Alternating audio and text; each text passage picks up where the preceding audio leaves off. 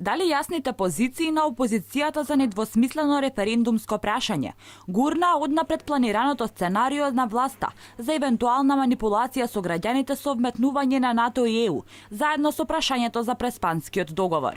Правниците јасни велат барањето на ВМРО ДПМН за прашањето за изјаснување на референдумот да биде концизно и стрикно за договорот со Грција е правилниот и законски избор со кој треба да се справи владеачкото мнозинство, кој на голема врата го туркаа договорот од нивици, споен со влезот на Македонија во ЕУ и Алијансата.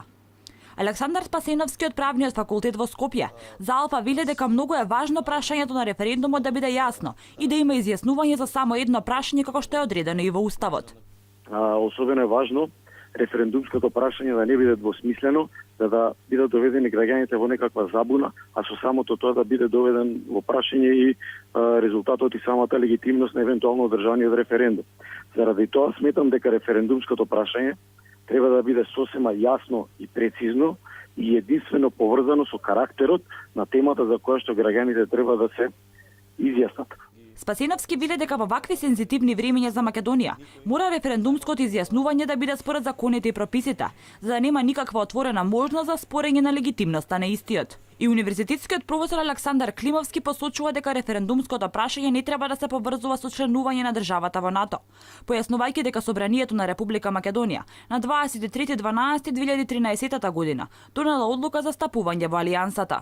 Поврзувањето на прашањето во врска со членството во одредени организации како што е НАТО и Европската унија не доаѓа предвид преку прифаќањето или спротивставувањето на договорот со Грција, така што прашањето мора да биде поврзано со тоа дали сте за или сте против прифаќање на договорот со Грција.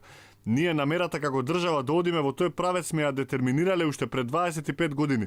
Нема што сега да се одлучуваме дали сме за или против НАТО. Меѓутоа овде референдумското прашање е стрикно и прецизно за договорот со Грција. Останува отворено прашањето дали не споменувањето на референдумот на пресконференцијата на премиерот Заев по завршувањето на лидерската средба е јасен сигнал дека опозицијата со овој чин удира директно по намерата на власта да ги искористи ЕУ и НАТО во протнувањето на Преспанскиот договор, иако десетина експерти по уставно и меѓународно право веќе се изјаснија дека тоа е недозволиво и е класична манипулација на граѓаните.